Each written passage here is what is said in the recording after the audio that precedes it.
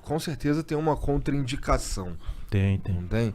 Quais são que acho que vocês já identificaram?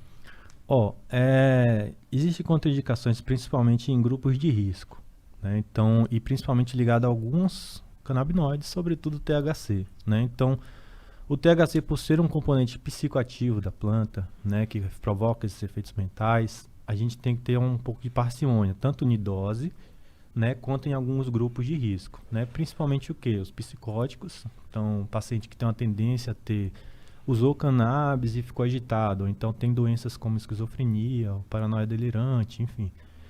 Ele não é indicado que ele use o THC, porém ele pode usar o CBD, né? Então, por exemplo, gestantes também. É muito controverso ainda, tem muito pouca literatura para poder afirmar que é seguro o uso em gestante, né? Então, para a gente usar qualquer coisa em gestante e em criança, a gente precisa ter um respaldo de que realmente a coisa é segura. Então, gestante e criança você vai usar se realmente o benefício for muito superior ao possível risco, né? E que é rotineiro de acontecer. Então, eu tenho casos de gestantes que usam, de crianças, diversos casos que usam, entendeu? Mas não é geralmente a primeira opção que você vai tentar. Você vai tentar outras opções. Mas aí na criança eu imagino que seja o sem THC. Exato. Na criança, não é nem que é sem THC. Esse estudo, por exemplo, que eu citei no nosso, a gente vai usar THC, vai usar em criança, só que a dose é muito baixa, entendeu? A dose é muito pequena. Aliás, esse lance da dose é muito importante, né? Porque a ideia de dar cannabis de forma médica não é de forma nenhuma deixar o paciente chapado, é muito longe disso, né? Na verdade, se você está tendo efeitos mentais, né, parecidos com o uso recreativo, é porque a dose provavelmente está errada. A gente tem que reduzir a dose. Então, a dose, ela é, na verdade, a menor dose eficaz possível, né? Então, você vai tentar trabalhar sempre com a dose que esteja funcionando, mas que não provoque nenhum tipo de efeito colateral. Então, nas crianças, né, só para finalizar o lance do grupo de risco, você vai pensar duas vezes, né, realmente preciso, já tentei outras coisas, qual é o tipo de canabinoide que eu vou utilizar, na gestante a mesma coisa, nos psicóticos a mesma coisa. Tirando daí, cara, é muito difícil você ter problema com cannabis, né, porque, assim, você até pode ter um efeito colateral, o vovô ficar um pouco esquecido, dependendo da dose. Mas é só você reduzir essa dose que o efeito passa. Então não tem nenhum tipo de efeito irreversível. Não tem nenhuma morte documentada no mundo por overdose de cannabis. Então, você não consegue hoje chegar na farmácia, se você entrar na farmácia de olho fechado, escolher um remédio, tomar a caixa inteira, com certeza você vai para o hospital. Isso não acontece com cannabis, entendeu? Então isso é muito, muito, muito relevante. Todo medicamento ele é pautado em eficácia e segurança. A segurança da cannabis é muito grande e a eficácia também é muito grande. Então é um medicamento que é um potencial enorme.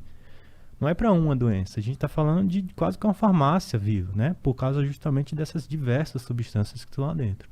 Você falou que estudou bastante plantas, né? E, bom, obviamente a maconha é uma realmente poderosa. Tem mais alguma que a galera não tá prestando atenção, mas que é uma planta muito importante? Eu sei que uma vez eu estudei sobre uma chamada Kraton, que é uma planta acho que é da Indonésia, cara. Que é um negócio que eles usavam para os escravos lá, para eles ficarem mais tranquilos. Eu tomei, inclusive, não gostei muito. Mas é um negócio que te dá uma aliviada na ansiedade, assim, pra ser sincero. Mas é muito nojento, dá vontade de vomitar. Sim. Cara, existem diversas plantas. Na verdade, assim, se você for na literatura lá chinesa, que a gente começou aqui falando, desde 1500, ele já tem um catálogo com mais de 1000 plantas com propriedades medicinais, né? Se a gente for para Indiana, é a mesma coisa, para Egito é a mesma coisa. Agora, quando a gente vem para o Brasil, a lista de plantas medicinais, né, autorizadas pelo SUS, são 71, cara. Então, isso é congruente, entendeu? O Brasil tem a maior biodiversidade do mundo. Amazônia, caralho, só lá tem 3.000 plantas medicinais. O potencial é medicinais. enorme. A gente não está explorando nem perto de 1% do nosso potencial de medicamentos, de plantas. E o que é que a gente está fazendo, bem? Destruindo a nossa reserva, destruindo a nossa floresta, destruindo o índio, que é o que entende da planta, que é o que vai passar para a gente qual é a planta que funciona, em quê. Né? Porque se você for pegar todas as plantas e testar em todas as doenças, imagine o tempo que isso vai levar, né? Mas se você tem ali um cara que sabe que essa planta mais essa dá um resultado bom, você já vai lá e pega as duas e você já testa nesse resultado. E ainda dá o royalty pro índio pra ligar uma grana. Exato, nada mais justo, né? Mas, enfim, a realidade que a gente tem hoje é essa, né? Que não existe um incentivo para a produção de medicamentos naturais. Existe um incentivo para a produção de medicamentos patenteados, de medicamentos que eu consigo produzir em massa, que eu consigo ter royalties. Enfim, então um produto natural eu não tenho direito sobre ele. Quanto que você estima que daria para ganhar por ano o Brasil se a gente tivesse uma indústria de medicamentos que aproveitasse a Amazônia, assim? Porra, cara, infinito. Não consigo te dar essa conta, mas Bilhões com certeza e bilhões passa do bilhão, com Pode certeza. crer. E o que falta pra gente começar a explorar essa biodiversidade cientificamente, assim? Não explorar de derrubar, mas chegar lá na Amazônia e coletar um monte de coisa, pesquisar com os índios. Por que a gente não tá feito isso? Quem que faria esse trabalho? Por que ele não tá Patrocínio, sendo né, feito? cara? Patrocínio. Então, o ensaio clínico, a pesquisa clínica, ele depende de patrocínio. Ele não é uma coisa barata e ele é uma coisa longa. Né? Então, geralmente o investimento de quem é que tem dinheiro para poder investir em várias fases de pesquisa e concluir ela até o final? A indústria farmacêutica. E elas não estão interessadas na Amazônia? Não é possível. A indústria farmacêutica não tem interesse de pesquisar um produto natural porque no final ela não vai ser dona desse produto. Né? Ela vai provar que uma coisa funciona, mas não é ela dona. Qualquer pessoa pode ter essa coisa. Então, acaba que é um erro, na verdade, da metodologia da pesquisa, né? Da forma do patrocínio da pesquisa. Então, esse patrocínio, geralmente, ele tem que vir do governo e não das instituições. Né? E o governo, ele não... Pelo menos este governo parece não estar muito preocupado com isso. Sim, eu fiquei sabendo que ele faz manobras, inclusive, para impedir que sejam aprovados os passos para a liberação da maconha medicinal, né? Tipo, esvaziar o Congresso, fazer, sabe, essas manobrinhas para não votar o negócio.